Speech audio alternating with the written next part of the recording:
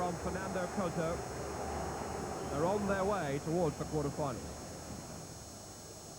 And that result means that Turkey's first experience of the European Championship finals will end with Wednesday's game against Denmark. Portugal now lead the group with 4 points. Croatia and the Danes meet on Sunday evening, a game you can see live on BBC One. Now, Jimmy, Portuguese, great to watch again, but they lacked a bit of punch. They did indeed. In fact, they were one of the sort of outsiders that one or two of us were fancying and saying their football is so precise and neat, and they're many talented players, that they were a danger and they might take over the Italians and the Germans. But seeing it today, enjoyable as it was, they seem obsessed with small space football. It's as if they've been training in small grounds somehow. And there isn't enough long ball play in it for me to transfer the ball to an area where there's space and then use the talent that they've got of playing in small spaces, to finish the thing off. And sometimes they always get bogged down. We didn't see any of their good shooting power or heading power or anything like that today for finish, because it's not only playing pretty football, it's getting the ball in the net in the end. And it took... well, it took a centre-half to get the goal, didn't it? Exactly, yeah. And I mean, and even that, it was a cross by Sousa here, a little bouncing about, but that left foot shot, it was on target, one of the few, but if you look at it again, it wasn't really the best one in the world, in which to do. There's the cross, and look at it from behind. There we are. Sliced off the outside of his foot, went right in the corner, not really convincing. But this again was again showing wonderful chance here for Pinto, Sao Pinto there, but what did he do? Instead of heading it straight in the net, simplicity itself, it was a wonderful cross. What did he do? He tried to take it down with a chest trap and then do it and put it in his weak foot. They want to score a perfect goal. That's right, and I think in many ways the reason they don't play the long ball is they've not really got a natural centre forward, Chris, but one thing they have got is a lot of impressive midfielders, and one in particular caught your eye, didn't he? Yeah, Rui Costa, he plays for Fiorentina in Italy. He's only 24. Unbelievable balance, 2 great feet, and it looks as if he just glides across here. He's a tall guy, here he is, he picked up on the wing. He just goes past 2 defenders, look. And both feet off the floor as he shot, power in it. Unfortunately, it was just a couple of yards wide, but yeah, this is just absolutely brilliant. Well, hey, there you go. I nearly fell off my seat there. Fantastic skill. Plays a lovely 1-2 with Pinto. He miscontrols a little bit now, but how he keeps his balance, look. Spins it round and holds this for a lovely nutmeg. There you go. And there you are, he passed it to his teammate on a plate. So Pinto, open goal. Maybe too easy. Took his eye off it, didn't he? Reminded me a bit of Chris Waddle, that, but he wanted a good finish. Got a better hairstyle in there. I think we should say a word about the Turks, because, it's their first tournament. Look at this. You can't even see where Cadet is in the back heel. He's just got great feet, and for a tall guy, the balance. And at 24, in 4 years' time, what's he going to be like? I think you want to make a point about Turkey, don't I you? do, yeah. Bit of sympathy for them. Two good performances, but lost both games. Yeah, I mean, it's their first European Championship. They've, I think, performed extremely well. They've been unlucky not to get any points out of it, really, and I think they'll do well in the future. But their fans shouldn't be ashamed of what their team's done in this tournament. No, absolutely right, Jimmy. Well, it's not long now until the big one, and we're all looking forward to it. Let's check up now on both the England and Scotland camps. Starting with England, Hazel Irvine and Ray Stubbs reporting. England's final training session ended without anything untoward occurring. Terry Venables dotted a few I's and crossed a few T's, but didn't publish his team sheet. David Platt's rib injury may affect which names get written down first. David trained this morning. He felt better than yesterday, so each day's improved. He'll have another run out 9 o'clock in the morning, and we'll see how he's then. Time for the talking to stop, I would imagine, and that would be the philosophy you'll be putting forward. I think that got a mention, yeah. The intensity of the Scottish challenge has been discussed. England are relaxed and confident that they'll be able to deal with it. And what it all comes down to is that I remember all these fine, fine, fine. 'Cause I've got one hand in my pocket and the other one giving a high five. Everything worked out to Holland's satisfaction last night. Dennis Bergkamp's goal sealed their victory over Switzerland, although the watching England players didn't know what result to cheer for. we had a bit of dinner beforehand, and we was talking about what was the ideal result for us, and no one really had one. It was one of them that, as long as we beat the Scots, then nothing else really matters. But as it happens, it looks like a nice result for us to go into the last game. And Teddy Sherringham wants to bring that about by cashing in for England tomorrow. He felt the frustrations of the draw with Switzerland, but was encouraged by the number of chances that were created on a landmark day. I was very emotional on Saturday.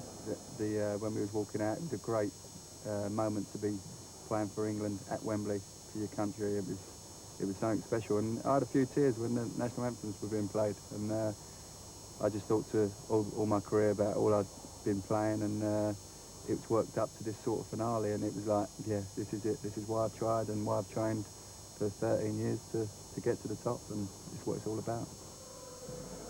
Tomorrow will be an occasion of greater magnitude, and for some of the England players, Teddy Sheringham's Tottenham teammate Darren Anderton is one. It can't come quick enough. Personally, I was very disappointed with my performance, and you know, the team overall in the second half, you know, we're all very disappointed, and to have a game as big as this and a chance to put it right, well, if we can do that, then people are going to forget about what happened against Switzerland.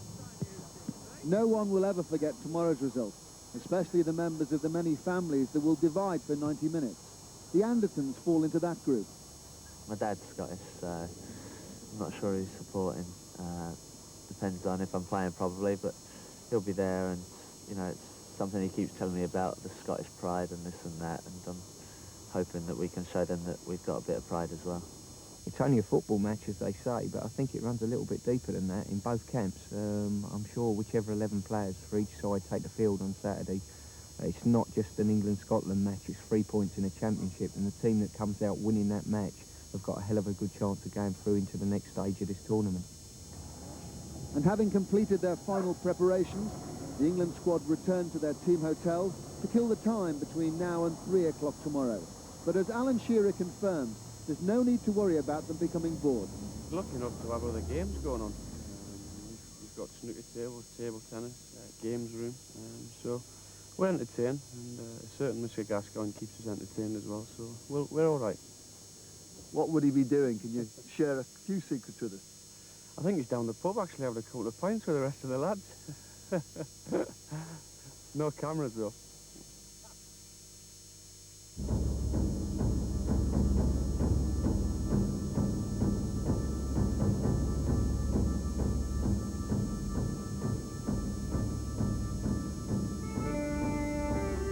They've been banging the drum for this game ever since the Euro96 draw was made. Finally, after 8 years of waiting, Scotland's players will return to the spiritual home of English football. Only 2 of the squad have ever played here for their country. Others, including the captain, have Wembley memories at club level. Not all of them good. It was a nightmare. We lost 3-0 to Villa.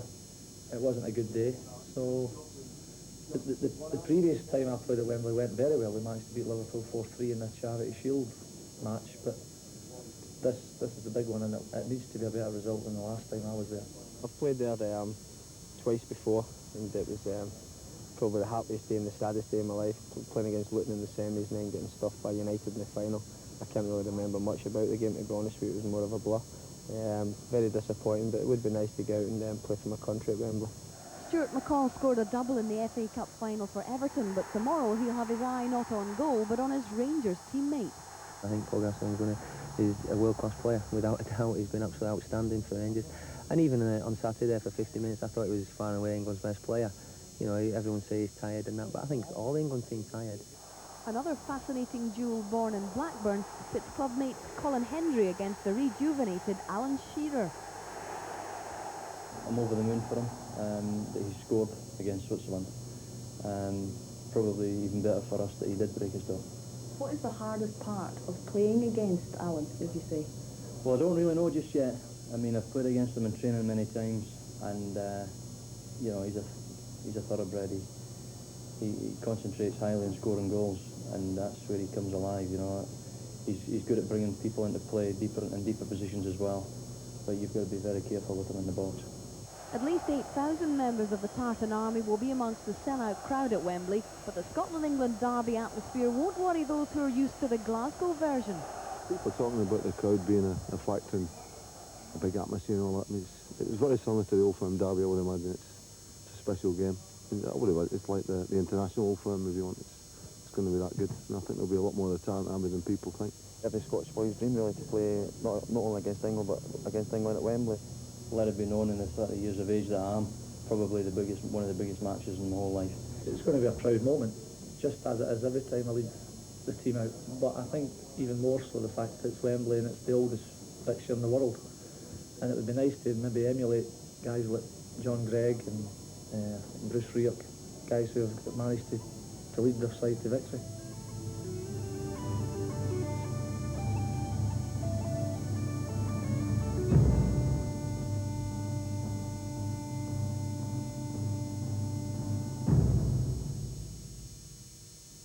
Well, not long to wait now, Chris. It's a massive match, but tactics will be important. What system do you think England will play? I think we've heard back to the 3 centre-halves, which he played before the tournament, and it looked very good, and I think he played 3. Obviously, Gaza in midfield, and he might move Southgate into the midfield with Paul Ince to give him that bit more steel. With Shearer up front, I think he'll go for McManaman on the left and Mac Anderton on the right. He's got a Scottish father, hasn't he? In Scotland? I think we'll play the same, and I think McCall's got a big job tomorrow on Gaza. But it's how we can cope, obviously, with Collins and Mcallister, because they are 2 exceptional players and can win a game. Jimmy, lots of passion tomorrow, as expected, but do you think that might affect the team's performances in any way? No, I think it should inspire them. There's nothing wrong with that passion as long as it's under control. It is a beautiful game, football, and it does inspire tremendous enthusiasm among the spectators and the players. The players, well, the English players particularly, have taken a lot of criticism. But one thing that they will do tomorrow, whichever side wins or loses or draws, they may swap their shirts, but they'll shake hands after the game and be friends and talk about the game. And I think that's a splendid example for the supporters to follow too. That's the way their heroes are going to do it, so they should do it the same way. But whoever loses will have a bad time, whatever. OK, Jimmy, thanks. They won't be asked round to tea. They will. Now, I'm sure you don't need reminding, but just in case, you can see the whole game live on Grandstand. All the fun starts at 12:20. And if you've got to go to someone's wedding and can't see the game live, then watch it on our highlight show on BBC One at 10:45. And that will be followed by golf and highlights of the third round's play in the US Open from Oak Hill. Right, back to Euro 96, and the Dutch got their tournament going last night with an entertaining 2-0 win over the Swiss. So, morale in the camp should be good. Don't you believe it? Not for the first time, Holland have internal problems. Gerald Sinstadt reporting. Where some might have compromised, Holland have acted. A press conference at 7 o'clock this evening was told that their gifted midfielder Edgar Davids was being sent home for disciplinary reasons. The problem arose when Davids was left out of the side that beat Switzerland last night. The player made public his anger at being dropped. The story appeared in a Dutch newspaper this morning and quickly echoed round Europe. Coach Gus Hiddink made clear to me who was running his team. Listen, when you have a squad of 22 players, 11 are playing, 11 are not playing, and always number 12 to 22 is more or less unhappy. And I am the boss making decisions, what's most convenient at that time in that game. And there are consequences for 1, 2 players, or 3 players, but they have to accept. And that's why I take my decisions. I make my decisions before games, and then afterwards. Yesterday I was right, I think. There is always unhappiness, but there's also a group attitude, and everyone has to stick to that. Clarence Zadorf, who was fortunate to receive only 1 yellow card last night and was substituted early, was also called to a meeting with Hiddink this afternoon. Their differences, which seem to have been patched up, were less serious. Zadorf had a problem with the deep defensive role he was given against the Swiss. I can do it, but I'm not really a marker, so that we knew before. But we hoped that they started with 3 attackers and that one after 50 minutes would go back a little. That's what we hoped, but it didn't happen. I'm not a person who can play against forward.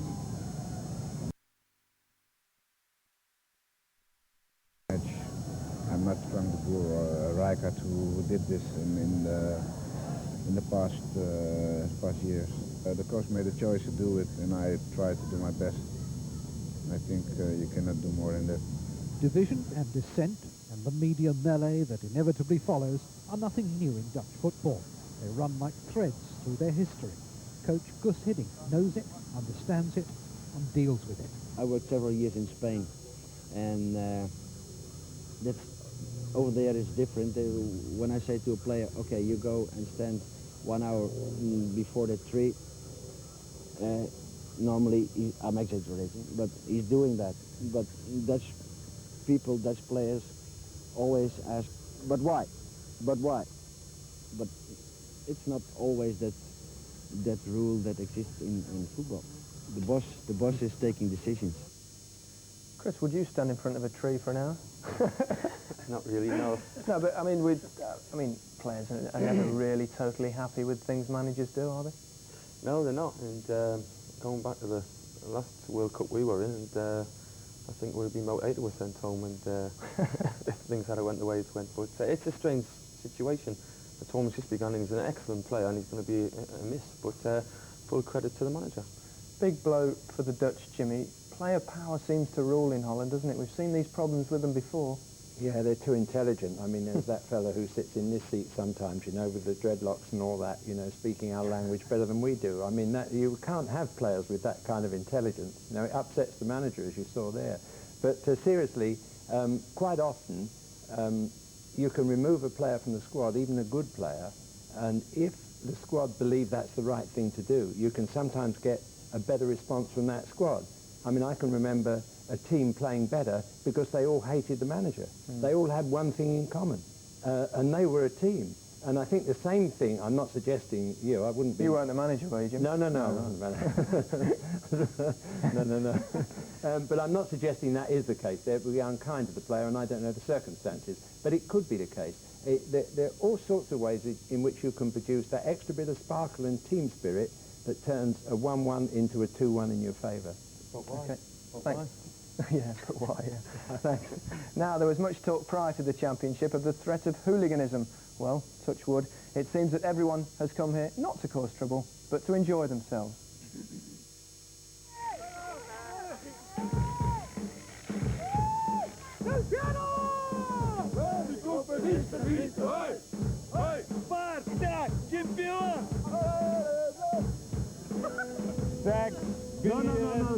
No.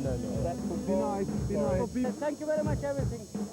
It's good. Where are you from? We come from Holland. Very nice girls here in hotel and in town. I like it. And the football's okay too.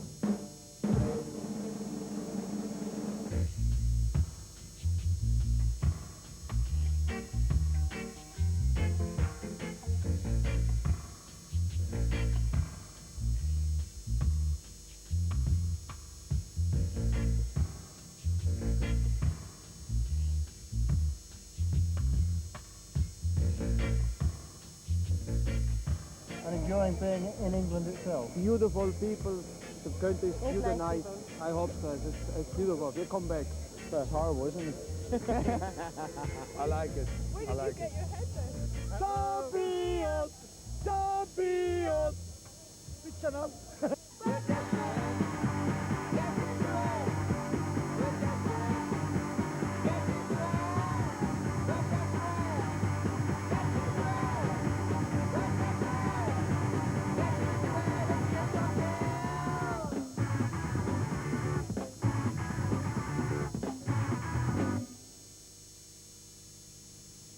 Well, the fans are in a good mood, even if the players aren't.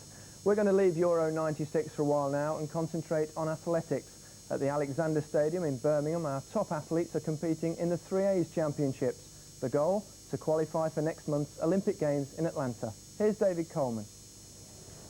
Hello, welcome to Birmingham and the